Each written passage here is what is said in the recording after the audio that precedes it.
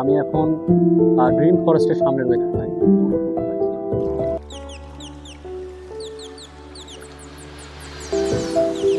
আসসালামু আলাইকুম বন্ধুরা, আপনারা সবাই কেমন আছেন? আশা করি অনেক ভালো আছেন।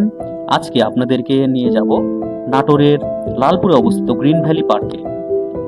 তো আমি বাস থেকে নেমে চলে আসলাম নাটোর সদরে এবং এখানেই বাসটি নামিয়ে দিল আমাকে।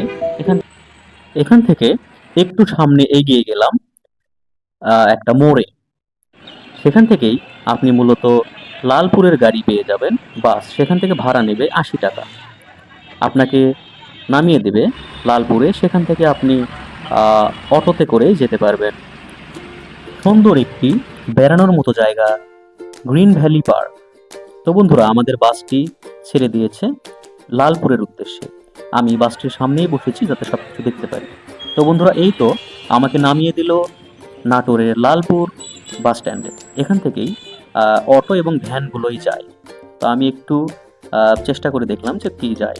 পরে এই মুরব্বির একটা অটোতে আমি উঠে বসলাম। দেখা যাক কতক্ষণ লাগে এবং কেমন রাস্তাঘাট, সামনে কি দেখতে পাই সেগুলো আপনাদের সাথে শেয়ার করব। তো আমরা দেখতে দেখতে পৌঁছেই গেলাম নাটোরের গ্রিন ভ্যালি পার্ক। পার্কটির সামনে অনেক বিশাল বড় জায়গা রয়েছে আর দেখার অনেক সুন্দর পরিবেশ, অনেক গোছালো, অনেক সবুজ। আর ভিড় একটু কম ছিল, এজন্য ঘুরে মজা। খুব সুন্দর। এটা টিকেটের আগের অংশ, মানে মূল গেট পার হয়েই এখানে পার্কিং স্পট, এগুলো গাড়ি রাখার জন্য। আর ওই যে সামনে দেখতে পাচ্ছেন, ওখান থেকে টিকিট কাটতে হবে। তো চলুন টিকিটটা কাটা যাক, কারণ ঢুকতে গেলে তো টিকিটের প্রয়োজন। প্রতিজন ৬০ টাকা করে। এটা আপনি সন্ধ্যা পর্যন্ত থাকতে পারবেন। এখান থেকে টিকিটটা চেক করলো, করে আমাকে ঢোকার পারমিশন দিল। জায়গাটি অনেক বড়। আপনি যেদিকে ঢুকবেন তার বাম পাশেই বের হওয়ার রাস্তা রয়েছে। এটা তাদের অফিস এবং ঢোকার সাথে সাথে আপনাকে স্বাগত জানাবে সুপারম্যান। তো আমি চিন্তা করলাম একটু ভেতরে গিয়ে দেখি। দেখুন, বিশাল বড় একটা ডাইনোসর রয়েছে আর সামনে একটি রয়েছে ফোয়ারা, নাগরদোলা। অনেক সুন্দর লাগছে দূর থেকে দেখতে। আর চারিদিকে শুধু গাছ আর গাছ। তো আমি একটা বেঞ্চ দেখে বসে পড়লাম। সারাদিন জার্নি করার ফলে খুব তৃষ্ণা পেয়েছিল। আর তার পাশেই দেখতে পেলাম খুব কিউট কাঠবিড়ালিগুলো। আমি যখন খাবার খাচ্ছিলাম, ওখানে খাবারের টুকরো পড়েছিল, সেগুলো এসে খাচ্ছে। অনেকটাই সুন্দর লাগলো এবং প্রকৃতির ছোঁয়া পেলাম মনে হলো। তারপরেই আমি হাঁটতে বেরোলাম এবং অনেক লোকজন আসছে আর দেখছে সব ঘুরে ঘুরে। বিশেষ করে বাচ্চারা আর পরিবার নিয়ে ঘুরতে আসলে আপনি অনেক এনজয় করতে পারবেন। জায়গাটা সেভাবেই তৈরি করা হয়েছে, বিশাল বড়, অনেক জায়গা ঘিরে। তো এরকম সুন্দর সাজানো এবং পরিপাটি জায়গাতে ঘুরতে আসতেই পারেন।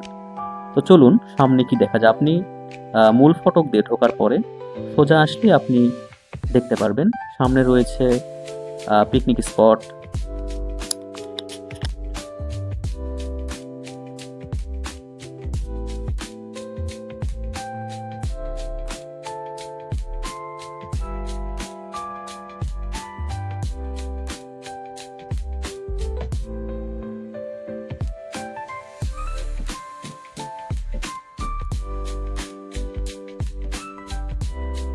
প্রিয় বন্ধুরা, চলুন এখন ড্রিম ফরেস্ট থেকে ঘুরে আসা যাক। দেখা যাক ভেতরে কি রয়েছে। বন্ধুরা, প্রবেশ করতেই সামনে রয়েছে একটি কৃত্রিম ঝর্ণা। তারপরে ভেতরে অনেকটাই প্রকৃতির ছোঁয়া।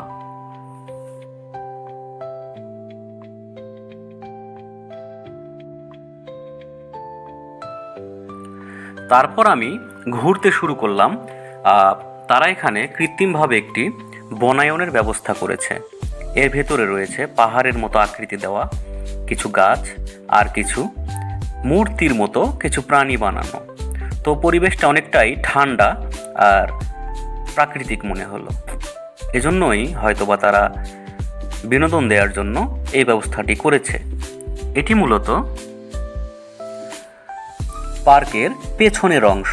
এখানে রয়েছে একটি জলাশয়ের মতো আর কিছু প্রতিকৃতি তৈরি করা মূর্তি, আর তার সাথেই রয়েছে অনেক সুন্দর করে কৃত্রিমভাবে প্রাণীগুলো বানানো ঘাসের মাধ্যমে বা গাছের দ্বারা। আর সাইড দিয়ে দেখা যাচ্ছে একটা বর্ডার দেওয়া, যাতে করে ওই পারে না যাওয়া যায়, এটাই তাদের শেষ সীমানা। এখানে রয়েছে সাদা মহিষ, যা হয়তো বা অনেকেই দেখেননি, গয়াল অনেকেই চিনে থাকবেন বা অনেকে চেনেন না। প্রিয় বন্ধুরা, এখানে রয়েছে অনেক অচেনা, অনেক চেনা প্রাণী। আপনারা এসে সারাদিনেও এটি ভ্রমণ করে শেষ করতে পারবেন না। এখানে রয়েছে উট পাখি, এর ভিতরে মূলত 3টি উট পাখি রয়েছে বাচ্চা সহ, তারা ডিম পারে। ওখানে কিছু ডিম দেখা যাচ্ছে কিন্তু ওগুলো নষ্ট। তারপরে আমি একটু এগোতে এগোতে পাখির খাঁচার দিকে গেলাম, দেখা যায়। প্রথমেই আসলাম ময়ূরের কাছে। এখনও তারা পেখম মেলায়নি, হয়তোবা তাদের মনে এখনও কোনো আনন্দ আসেনি। তারপরে কিছু অচেনা পাখি দেখলাম, যদিও সেগুলোর নাম লেখা, কিন্তু আমি আসলে সাধারণভাবে চিনতে পারিনি। ভল্টারিন, গিনিফল, এগুলো তাদের বিদেশি নাম। আসলে এগুলো বিদেশি পাখি, এজন্য আমাদের কাছে অচেনা।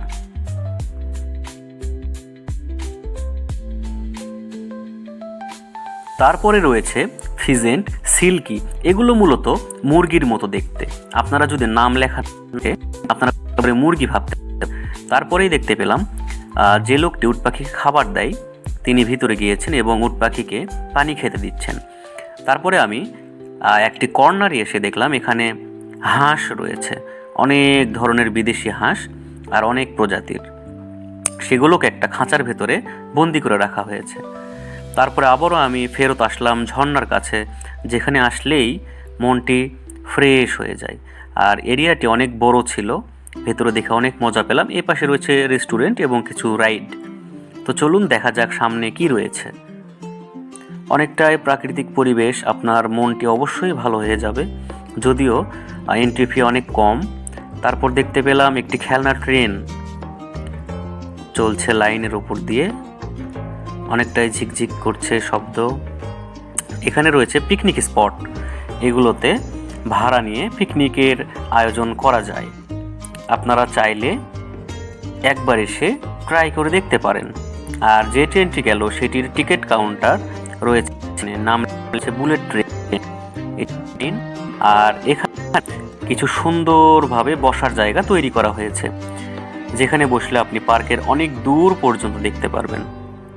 বিশেষ করে এই পার্কের কৃত্রিমভাবে প্রাণীগুলো বানানো অনেক সুন্দর আর কি, যেগুলো দেখলে বিশেষ করে বাচ্চারা অনেক মজা পাবে আর লোকজন অনেকটাই পুলকিত হয়। এখানে রয়েছে রেস্টুরেন্ট, যেখানে অনেকটাই সুন্দর পরিবেশ, ভিআইপি। আর ওই ট্রেনটি ঘুরে এই দিক দিয়ে যাতায়াত করে, ওই যে মুখগুলো দেখছেন তার ভেতর দিয়ে। এটি মূলত উপরে বসার যে জায়গা, ওটা ওঠার জায়গা, অনেকটাই উঁচু। তো বন্ধুরা, আপনারা চাইলেই কিন্তু এই জায়গাটিতে আসতে পারেন। এছাড়াও দেখুন কত সুন্দর রাস্তা, দেখলেই মনটা জুড়িয়ে যায়। এপাশে মসজিদ রয়েছে নামাজ পড়ার জন্য, লোকজন অনেক আনন্দ করছে, ছবি তুলছে। আমি পুরোটা ঘুরতে পারিনি, তবে যেটুকু ঘুরলাম অনেকটাই মজা পেয়েছি। আর আপনাদের সবার প্রতি আবেদন থাকবে, যদি আপনাদের সময়, সুযোগ বা ইচ্ছা থাকে এখানে আসার, আপনারা আসতেই পারেন। আমার অনেক ভালো লেগেছে, যদিও আমি শেষ সময়ের দিকে প্রবেশ করাই এবং ভেতরে ঘুরছি, এই জন্য অনেক রাইড বন্ধ ছিল। তারপরেও অনেকটাই ভালো লেগেছে, যদি চালু থাকতো আমি রাইডগুলো এনজয় করতাম। এখানে রয়েছে বাম্পার কার, যেগুলো একে অপরের সঙ্গে ধাক্কা লাগে, অনেকটাই মজা লাগে দেখতে। তো এখন অফ রয়েছে, এটা বিশেষ করে বাচ্চাদের জন্য খেলনা গাড়ি। দেখুন বন্ধুরা কতটা মজার। তো আপনাদের যাদের ইচ্ছা রয়েছে, আপনারা এন্ট্রি ফি দিয়ে ভেতরে প্রবেশ করে সন্ধ্যা পর্যন্ত থাকতে পারবেন। সবাইকে ধন্যবাদ জানিয়ে আজকের মতো বিদায় নিচ্ছি। সবাই ভালো থাকবেন, সুস্থ থাকবেন। আমার পেজটিকে ফলো করবেন এবং ইউটিউবে সাবস্ক্রাইব করে রাখবেন। সবাইকে আবারও ধন্যবাদ জানিয়ে আমি বিদায় নিচ্ছি। আসসালামু আলাইকুম ওয়া রাহমাতুল্লাহি ওয়া বারাকাতুহু।